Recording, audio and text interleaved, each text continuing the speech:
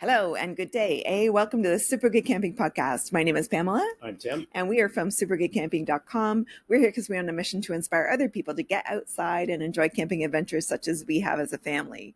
Today's guests are the hosts of a live stream /podcast /TV show /radio show. And it's all about folks that are adventuring outdoors. Pretty incredible adventurers at that. Please welcome C.W. Goetz and Maya Marzocchi from the Outdoors People Show. Yay! Hi. Hey. Can you hear my air conditioner? It's really loud in here, but Yeah. And the three we've got running right now too. Yeah. So 44 degrees we have vote. Celsius / 112 degrees Fahrenheit. It's insane. Yes. It's very hot when we're recording this, and sorry for the noise in the background, but we're going with it. Yeah, we're promoting noise on this episode. It's all about our comfort, right? Yeah. Everybody's comfortable And here. noisy. If I grip on the microphone, that'll be a really loud noise. Yeah. I tend to do that. Yeah, exactly. All right, so I want to know how you met, and then I want to know what you guys do in the outdoor, like what your outdoor activities are. So, because I feel like they maybe kind of go together. I don't know. Yeah, can we tell? I don't know if it's... You mean the one where you saw me on the wall of the post office as most wanted? Yes, that part. I don't know if we should share that story, but yeah. It doesn't sound good for us, right? Next question. You know what? Yeah. I'm kidding. You got your version, I got mine. It's all good, man. I'm in the witness protection program. Between the two shall never meet. That's right. So, wow. I don't know. You probably remember the story better than I do, Mike. Yeah. I found you on Amazon with free shipping, right? Oh. Yeah, that's and discounted, by the way. Yeah. Discounted. You were there on Amazon, yeah. No, I'm kidding. So that means I didn't have a shirt on. I was 50% off. Oh boy. Anyway. So yeah, I would never buy it anyways. I wouldn't either. Right?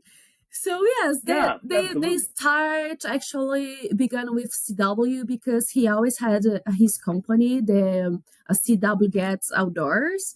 So he found me on Instagram and he saw my pictures like rock climbing and hiking.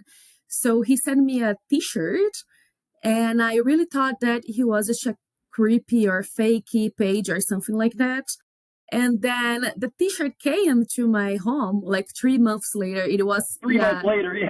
It was pretty slow, right? The Brazilian, it doesn't work here. Yeah, it doesn't work. Cheapest shipping ever. Yeah. So 3 months later, the t-shirt came and I was like, oh, so he's real and this company is real. He's a real person. And then I really start to see his Instagram, and then we start to chat, and then we became friends, and then he was interviewing me, and then we were traveling around the world, and then he got married with my friend. So that's pretty much it. That was the Reader's Digest version. I like that. Man. That was quick and fast. I can throw in a few details if you want. If you want those, you want a couple of details. All right. In the meantime, I called her a couple. I go, hey man, did you get the T-shirt? Because I follow up, And she goes, no, I didn't get the T-shirt. Did you send it? Did you send it? Where did you send it to? And I'm like, this went on for like 3 or 4 times. I go, well, hell, it's never going to get there. I don't know what the program is here in Brazil with your delivery people, your postal service, but I couldn't, So anyway, and meanwhile, she's probably thinking, yeah, this guy's a, fake. He does crazy one T-shirt, right? or whatever. Yeah. But once she got it, in fact, you know what? I sent a second one. Yeah. I go, I'm going to send you one again, man, because the first one didn't get there. So I did that. And I think that's the one you got. In fact, the other one, the first one came back to me another 6 months later. It was really weird. So, yeah. Anyway, Brazil, get your program together down there with your deliveries, okay? But anyway, in the meantime, we had been talking. Once she got her first shirt, she goes, okay, you're real. And I said, I got a show. It'd be really cool. I would love to do a remote broadcast in Brazil. And she goes, well, you know what? It just so happens, and I mean, there may have been some weeks in between this, but she said, it just so happens that I have a women's climbing outing that we're going to be doing. And I said, yeah, great. That sounds perfect. I said, give me some details. When's it going to be? And she said, I'll get you the details soon. If so, maybe a week or two later, she did. And I said, okay, let's do it.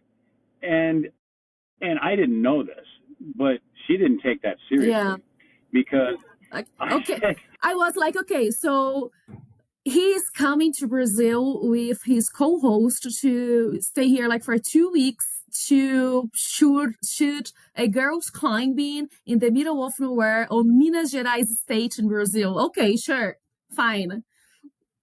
Well, and I called her back. I said, probably a week or so later, maybe a few days later. I said, hey, look, I said, here's our flight gets in at on whatever date it was, June, whatever it was. And I said, we're going to be there. It'll be 10:30 a.m. flight, and we'll need you to pick us up, or we'll need a car, one of the two. And she's like, wait, what? You know? You guys are coming. And, yeah, that's what she said, just like that. And I said, yeah, you said you wanted to do it, right? Are you still? And she goes, yeah, but I didn't think you were really good. So I had scheduled my substitute co-host from Canada. Her name was Janelle Morissette. And she said, yeah, no problem. And we arrived, and we go ahead. When the rest you can tell what we did when we got there. And Janelle had lots of problem buying the tickets because I think it was the fires and the smoke, so their airports are not working. Do you remember that? Like, no, you changed it. They were on strike. They were on strike at the airport, remember? And they were canceling flights. Yeah. Okay, yes. So, yes, in the end of the day, it happened, and he came to Brazil, and we had a blast, the three of us, and we traveled to São Paulo City, to the beaches, and this really small town in the middle of nowhere to rock climb, right? And in the middle of the jungle. With the people that welcome to the jungle. Yeah. And yes, we had a blast. Like, we became like brothers and sisters, like, right away. Yeah. There's a thing on my show where the co-hosts get pregnant. Okay. Oh yes. I don't know what that is, but so my former two of my three former co-hosts were pregnant and had to leave the show. One was going to school, but the other two got pregnant and had to leave the show. So lo and behold, I called my friend from Brazil, and I said, hey, listen, I need a co-host. Would you be interested in doing that? And again, hamana. And she was kind of nervous. I was like, yes, sure, but I just need to learn English, right? Because I do not speak English. So, yes, let me learn, and then I can be your co-host. Fine. Yeah, give me a call in a year. Yeah. But it happened. And so pretty soon, and I tell you what, Pam, she, right off the bat, she was a little nervous, which was, was normal. Oh my God. In the first show, I was shaking. I was so nervous in the first show. I was like, oh my gosh, I am on live, speaking English. Like, that's too crazy, even for me. Rock climb is easier than that. But she was a natural right off the bat. I go, this is going to work just fine, man. And the rest is absolutely is a natural. Actually, I had a good teacher because you rocked on patience of teaching me how to do that, teaching me how to speak English. So you are a great teacher. I just taught you the slang words, man. You're like, sister from another mister, and mother, brother from another mother, and all that kind of stuff. And, yeah, and a few choices. No, but thank you. I appreciate the compliment. Well, yeah, you got to get on teacher street smart stuff, But anyway, but it was kind of a natural thing, and we honestly clicked, I think, faster than anybody expected us to. And certainly surprised both of us. So it was cool. Yeah. Very cool. When you guys are outside doing activities, and I know you share some, but maybe not everything. What do you Maya, tell us what you like to do. I know it's rock climbing. I'm just going to sit back here while you freak me out because I watch a lot of your content. Tell me what you like to do when you like. Is it just rock climbing? Do you like to do hiking? What other things do you like to do when you're outside? Oh boy, I like being outside. I don't know, I like doing everything and anything at the same time. I love hiking, of course, rock climbing. I love mountain biking. I love canoeing. So everything that I can do, I want to do. Like I'm just waiting for the right time to start to like flying something. I don't know what exactly, but I love everything, and I love being outside, and I love being with my outdoors friends as well. So all sports. I just started trail running as well, like mountain trail run. So I love everything. Cool. Sorry, you said canoeing? Yes. Actually, here in Brazil, I used to do canoeing. Canoeing, sorry, kayaking, because it is more common. So we do that when I'm not up in the mountain. And when I went to CW's home, nearby Chicago, we canoed a lot, right? Like three, 4 times, I don't know. Yeah. Is there a big difference between canoeing in Brazil versus canoeing in North America? Because Chicago's not terribly different from where we're at. Yeah. Usually in Brazil, I kayak in the ocean. So that part is different. And also, if we are in the river, we are always in the like really in the middle of the jungle. So big trees, like really close by tree rivers, but pretty much the same. I don't know. Okay, cool. CW, what's your fun in the outdoors?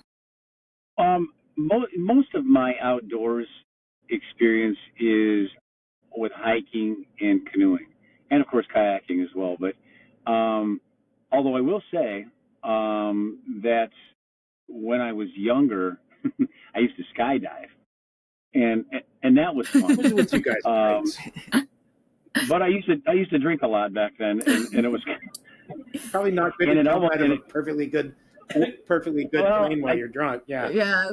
I did that once, and I almost got kicked out of the place. They go, "Don't ever do that here again." And so they, because I actually the problem with that was that I didn't remember them telling the direction of the wind, and because of that, you don't know when you jump out of a plane.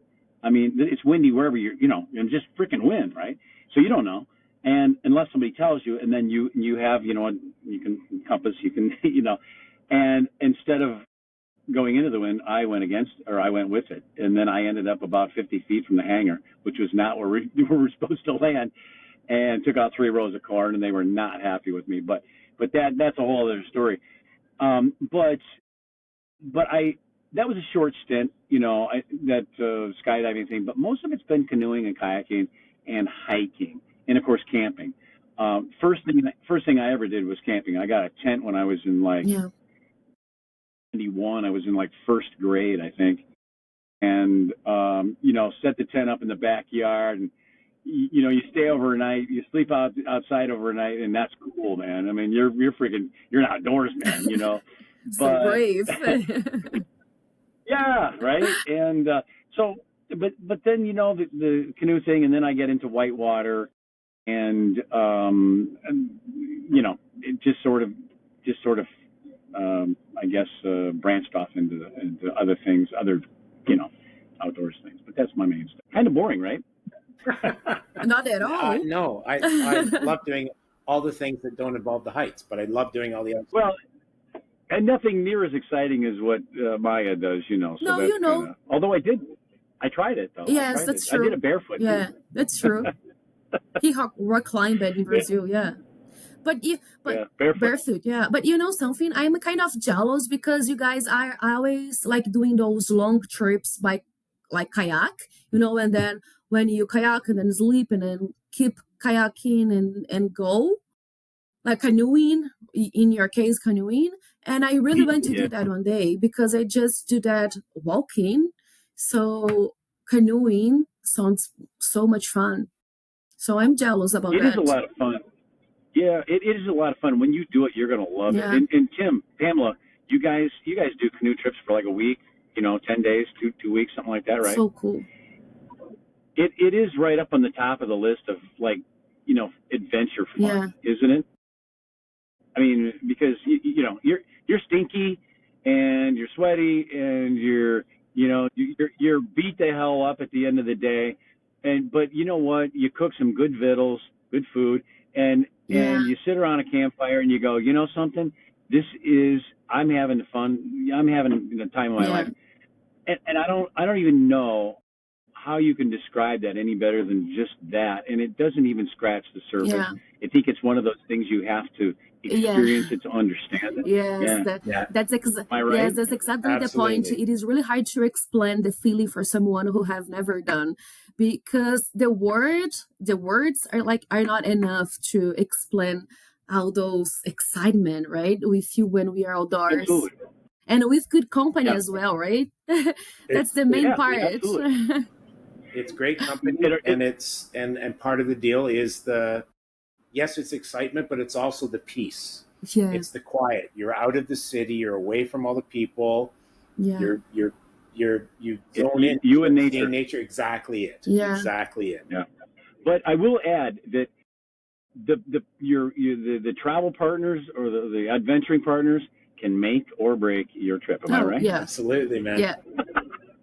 Absolutely. Hopefully you've not had the latter, but I have, and I've been on some really crappy trips because of the people I was with. Yeah. I think everyone. Yes, I think everyone had one to learn, right? Everyone had that experience. I'm sure they probably did. I can tell you this though, and this is, I don't know, maybe it's just my experience, but the guys were always the worst. If there were bad trips, it was the guys that were the problem. And I'll tell you what, I think it really revolves around it has to do with its egos. You are not right. Sorry, you are not right. The man always, it is the problem. In camping, in the city, in the work. Oh, not just camping; it's the whole program. Well, and see, the thing is the men. I don't know if they feel like they have got this reputation to uphold. Yeah. I am outdoors man. I am the leader. It's like, I'm going to tell you something. I've had more men freak out in certain situations than women. Oh yeah. I don't know what it is, but I think while women can be emotional in everyday life, I see that a lot. But under stressful situations, they seem to keep their head better than most men. I don't know what that is. Yeah. Does that make any sense? Yes. Yeah. I guess we know better how to handle. And for my luck, my boyfriend, he has no ego, so he doesn't care. And he goes like, okay, it's too hard. You go. Go ahead. I'm here for you. Go, girl. Go, girl. Yeah. Yeah, and I'm kind of like the same way. I'm like, hey, man, show me how it's done. I don't care. I'll learn. I will cheer you from down here. Yeah. Yeah, I got nothing to prove, man. So yeah. Tim, you do that too? Are you you let them go? Like that. You're like, hey, man, I'll cheer you from down here. You said You know what? If it feels like I've got more experience and I need to lead, I'll do that. If it's a teaching moment, I'm happy to step back. If it's I'm not up to that deal, have at it. Woo. You got any kind of fears, Tim? Like when you guys are tripping, you got any fears where you say, nope, you know what? This one, Pam is the leader. She's way better at this than I am. Or you got a fear of something. Everybody's got a fear, man. Maybe you got to have one. See, he does tripping a lot more with our older son. but I don't know that there's a situation where he would defer to the younger or to the older son. I would not defer to him if, like, he observes things in a different way. Our eldest has ADHD, so his worldview is different. Join the club. Hey, that's a popular thing, man. We all got that, right? Neurodivergence. So if he spots something, like I won't ever shut him down unless we're in an emergency situation, which thankfully we've not ever really run into. You know what? Whoever's the best person for that moment, have at her. Like I don't care. Well, so long as we get through the trip and we have a good time, yay. You'd be great to trip with then. Yeah, no egos, a lot of fun. But yeah, egos ruin a lot of things, and I think that's kind of a thing that I see a lot on social media is the male ego thing. It's like we're better, we have a reputation to uphold, and I think Maya made me aware of the severity of that in Brazil. Am I right, Maya? Yes, here it is much harder than in North America because Brazil, it is a sexist country, like for sure, and we have many social problems because of that. So here I feel like we, like women, need to fight 3 times harder to achieve whatever we want to. And on the other hand, the men, they just get it because it feels like it is then rights anyways, right? So feels like women have no rights in general. So I'm used to fight in a good way.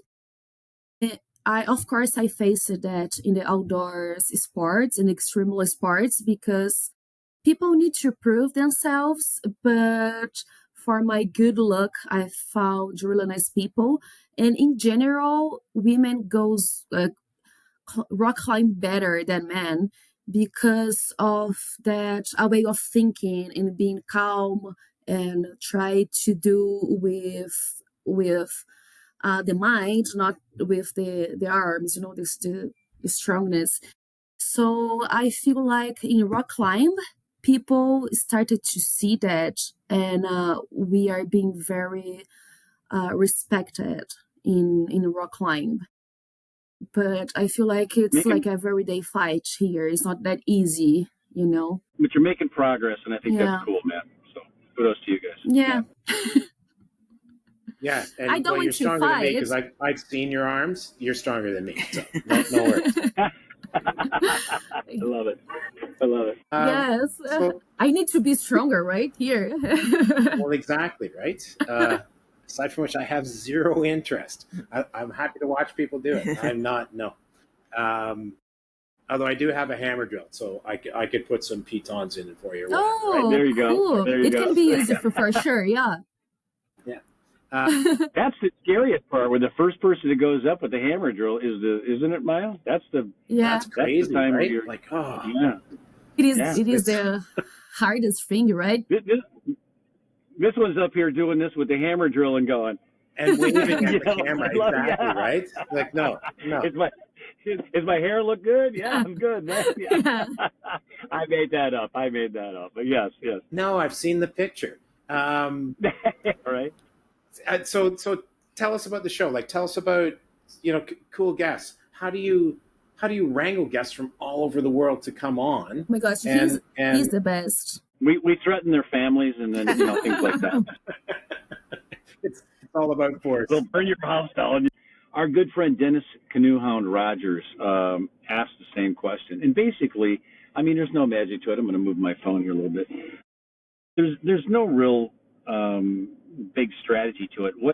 What I did was, and do, because we're going to do some more episodes. There's a lot of stuff on Facebook, and there's a lot of stuff on Instagram. There's a lot of stuff on what's the other one? Not X. TikTok. Everybody's on Blue Sky now, or TikTok and stuff. Yeah. TikTok. Yeah. And so I just said, you know what? There's enough people doing cool stuff. Let me just look through TikTok or Instagram. And when you see what they're doing, you go, hey man, that's cool, that's unusual, that's really, or maybe it's just over the top, it's really that good. And I say, hey, listen, man, would you like to do a podcast? I don't say a podcast, I just say a show, because we're really a live stream show. And I said, would you like to do, a show, an outdoor show? It's called Outdoors People. And I may have gotten to know, I guess, maybe at some point. I don't remember when it was. I'm sure I got one, maybe two. I don't know.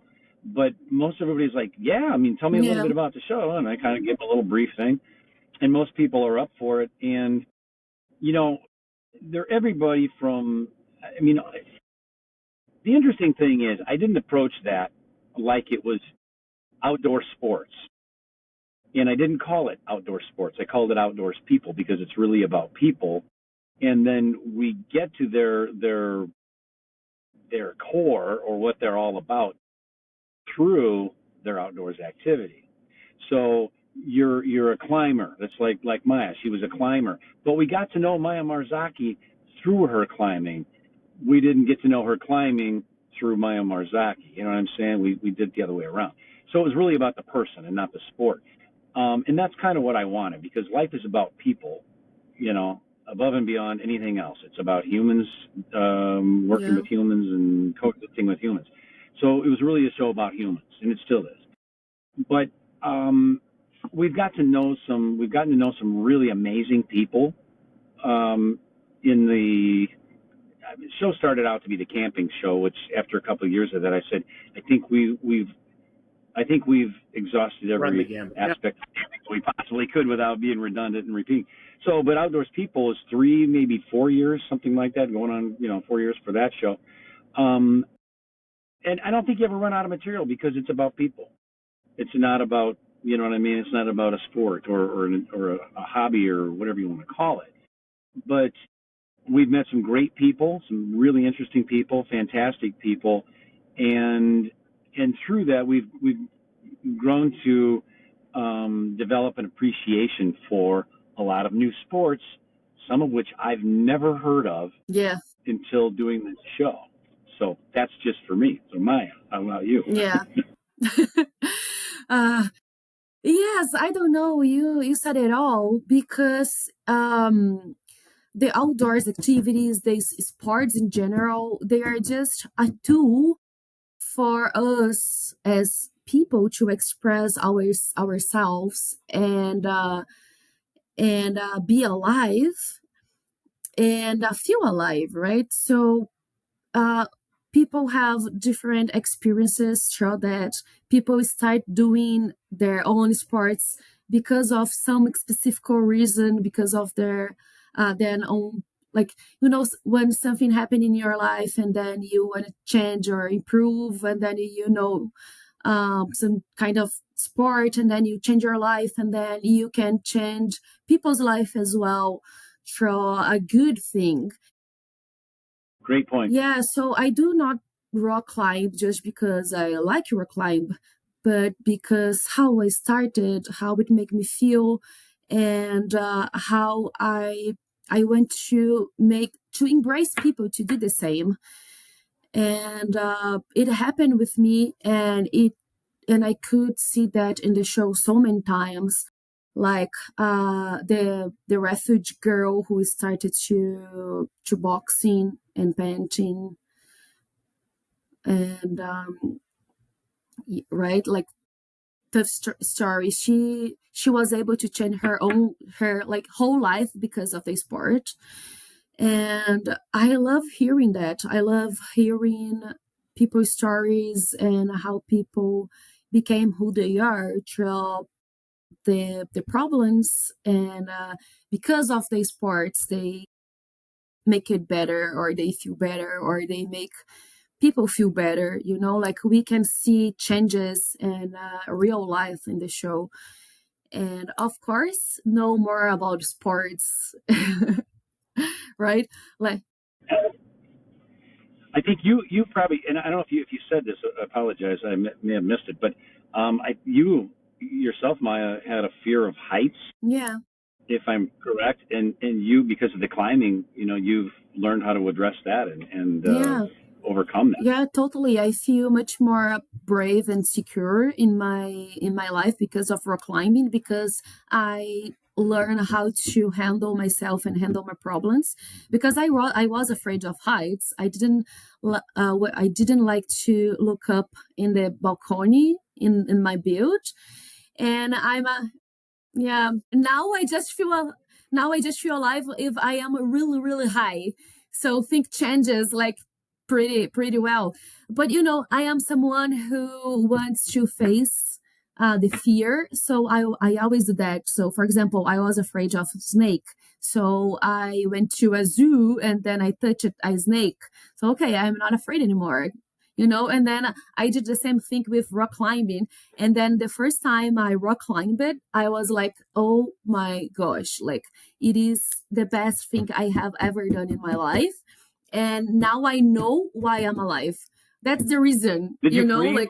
Did you ever freeze up there when you're like your first time? Yeah, did you like freak out or anything? No, I was. Did you? No, I was freaking out of excitement. I was like, wow, whoa, like that's beautiful. Like, oh my gosh, like I have no words. I was like freaking out because I was happy because I could do that, and because I was able to face my fears, and because I was able to see what regular people do not see, and what I never thought that I could see as well. So every time's like, wow, like it is so good to be alive. I love it. Well, I'm glad. It's funny. I'm glad you share that with those of us that can't do that stuff. Tim and Pamela, you guys, you're great. I love it. You're great listeners, and you're so quiet. So because we're not giving you a chance to talk, but I need to, as an interviewer, I have to ask you, what do you either of you two have fears that you've learned to overcome because of outdoor adventuring? Put them on the spot. I love it. I've never really had fears of just about anything, like not heights, not close spaces, like none of the usual things. I don't. Yeah, no. Heights is my Maya, you're looking at two people here that had a very normal childhood. They didn't have any traumas right? like you and I had. I love it. So stable, right? I love it. Yeah, right? I love it. Heights have always been a thing for me. I brief interlude here. I had a boss. I used to work in film. We had to do something in a studio. I had to go up a 55-foot wooden extension ladder. So I got up to the top, and he was a bit of a dick, and he started shaking the ladder from the bottom. I froze. I was stuck 55 feet in the air, and I couldn't move. So God. Is that man still alive? Yeah. Is that man still alive, Tim? Did you let him live? Is the man still alive after that? Considering I used to deal with explosives, he should be very thankful that he's still alive. I was very unhappy with him, man. I love it. What a deal. Oh, something completely off topic. Wow, that just popped in my brain. So if I'm not mistaken, you and I had a brief exchange at one point, a ways back. You used to make musical instruments. You made, if I'm not mistaken, you made a drum for Neil Peart. I did. Yep. Oh, you have to tell me that. So the rumor made it to you. That's interesting. That's good stuff. But no, I did actually make him a drum. What's really funny about that? It was the first. Let's see. Wait a minute. Okay, it was my second drum. I think maybe I made some other ones. I don't remember. I shouldn't even go there. But I would just say he was my first celebrity. And I was very new at drum building at that point. And the man that put on a clinic that I went to East Hampton, Massachusetts, one Cottage Street School of Fine Woodworking, and there was a drum builders clinic there, which I attended, and the man who put on who put on the clinic was at the NAMM show. Later that maybe a couple of months after, actually few months. I think the clinic was in November, and he went there in January or February, whenever the NAMM show was, in Anaheim, California. And he called me up and he said, there's Larry Allen, who was the drum tech for Neil Peart, the late great Neil Peart. was looking for someone to build Neil a drum to replace the stave design Cocobolo drum, snare drum, that is, that had been stolen. Now, they said it checked into the warehouse, but it didn't check out. Nobody seemed to know where it was at. So it was an inside job. Okay, inside job. But anyway, he overheard this conversation, and he's like, man, I got more business and I know what to do with, because he was in the group of people that made drums for like, I'm just trying to count so many people. I'm thinking of the Eagles, Don Henley, the Eagles, all kinds of, and not Cravata. Who's the other one? I'm trying to think. Geez, I can't even remember these people's names now, but really big names in the industry. And he didn't need an extra, order like that. He was like, whatever. He goes, hey, if you're interested, I'll set you up, because I know Larry Allen, blah, blah, blah. So through Glenn Paquette, by the way, was his name, Glenn set me up with Larry Allen, and I worked with him for about 3 months. We put together exactly the drum, or the drum exactly the way Neil had his configured. Same heads, same shell, same, I think maybe even the same type of finish on the wood, same wood exactly, which was Cocobolo, and same dimensions, everything. Same snare configuration on the bottom. I don't remember what it was at this point, but he picked my drum. We waited for like 6 weeks or something. And finally I got word that he picked my drum out of 36 major drum manufacturers, and major and custom drum makers. And I said, wow. And there was another one, I think that was Gene D'Amico's drum, and he made Neil a stave drum just exactly like he had before. And that's the reason he bought it, I was told, because it was exactly like the drum he had made before. And I think that Gene was the one that made him his original drum. But he liked my drum, the way it sounded and the way it played better. And I was very flattered by that. And because Neil Peart had been, an idol of mine for a very long time. So anyway, that's how that came to be. Thank you for asking. It's kind of fun sharing that story. Very cool. That had nothing to do with camping. I don't care. My show. I get to hear about stuff. My favorite one was like Jason Bonham, and meeting him, John Bonham's son, because he was drunker than hell when I talked to him. But we did an exchange at Dirty Nelly's in Palatine the next night, and he got a Brazilian rosewood from me, I believe it was. Yeah. So, and the other one I forgot was the David Letterman show, getting invited to and I went there. I met Anton and David Letterman. I met Natalie Cole. It was kind of cool. And hung out with Paul Schaefer and Will Lee and all those guys the whole day. That was probably the most memorable thing for me. That was a blast. That is so funny, because you, before being in the outdoors stuff, you were really like rock star. That's so funny. That's so bizarre. I love that. Like feels like you live it like 3 lives in one. Yeah, right. And won't go there. But I don't have a Lamborghini in my driveway or anything like that. Definitely not a rock star. But yeah, me either. I might have a Matchbox version of one somewhere. Yeah, right. I don't even have that, Tim. So, yeah. All right, cool. But that's fun. So give us a little bit of an idea of what your sort of mission is, what the philosophy behind the show is. I think one of the biggest things that I had in my mind when we switched from the camping show to Outdoors People was more so to aside from the subject of equipment and camping methods and things like that, was really, and then this was part of the camping show as well, is to kind of bring the not just the community together, but people who wanted to learn camping and outdoors sports and activities, and thereby bringing people from around the world closer together through outdoor adventuring. I don't know if that makes any sense. And we really, I think we accomplished that. I don't think we did that single-handedly, because Dennis Rogers and yourselves are doing quite the same thing. Kevin Callan was really probably as much to a credit, and even Cliff Jacobson as anybody else, because that's really, they encourage, what they do. They encourage what they teach, the camping, canoeing, and outdoor. And I really do think there's evidence of that when we go to shows like Canoecopia, and even the ones in Canada that you guys have up at, I'm trying to think of the name of it. The Toronto Outdoor Adventure Show. We've got a new one now. That's Hamilton Adventure Expo. That's it. Hamilton. There you go. That's the one. Yep.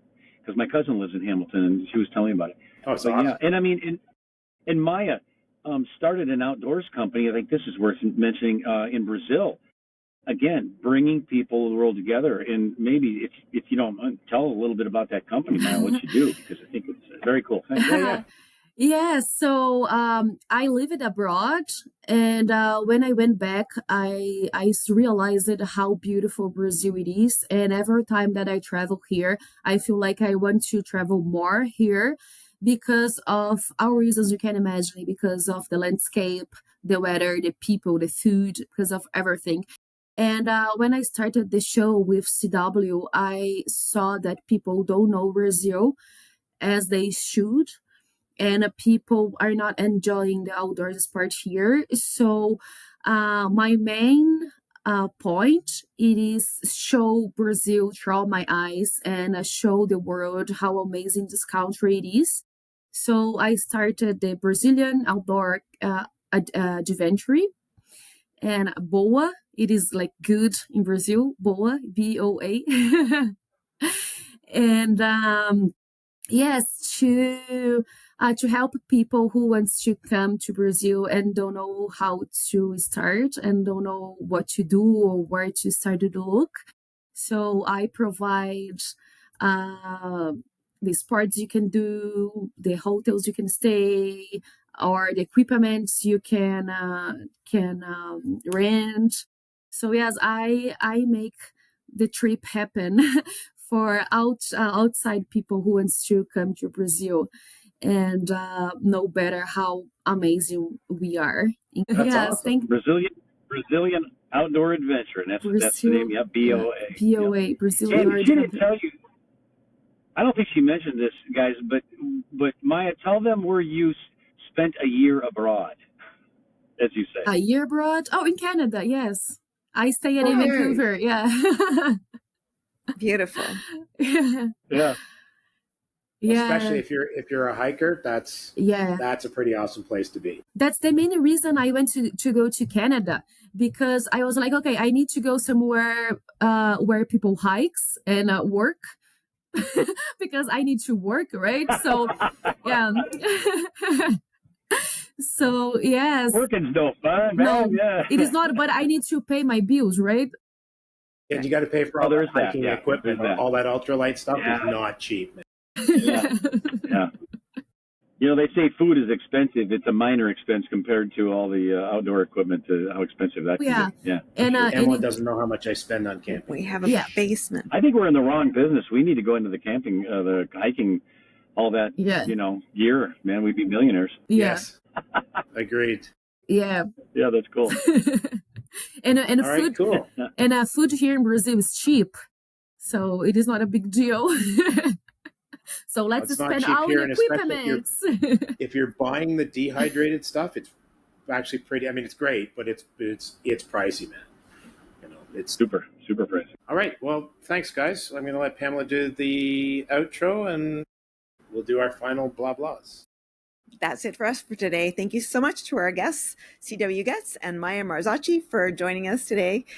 Please do check them out on the Outdoors People Show, and they are on the podcast, or the TV show, the radio show, and the live stream.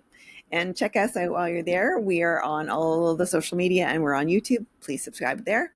And you can email us anytime. We are at hi@supergoodcamping.com. That's hi@supergoodcamping.com. And we'll talk to you again soon. Bye. Bye.